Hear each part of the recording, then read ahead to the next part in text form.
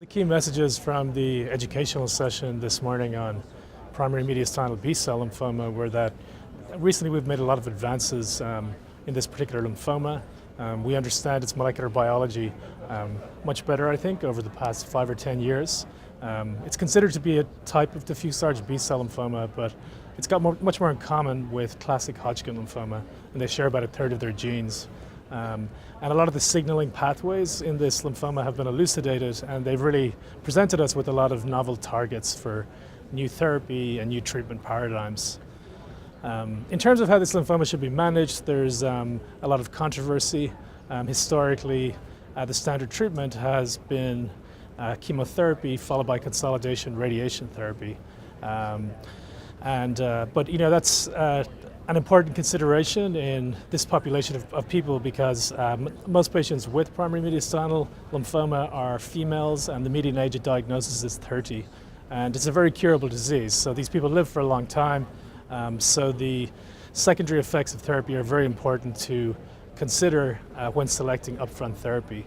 And while our CHOP is effective with consolidation radiation, especially when the disease is confined to the mediastinum, it's much less effective in advanced disease, and we don't really know how effective it is without mediastinal radiation.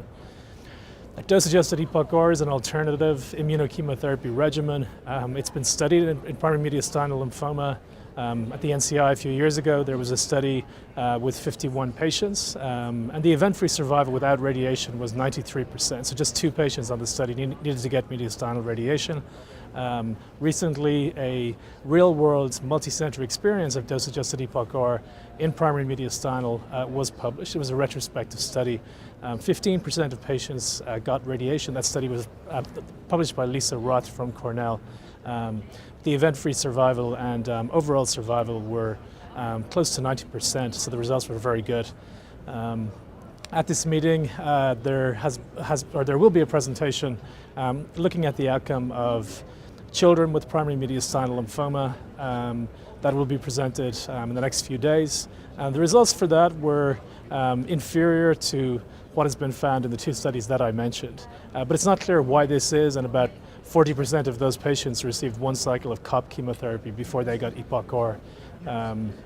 So I think in summary, we have made good advances in understanding the biology of the disease.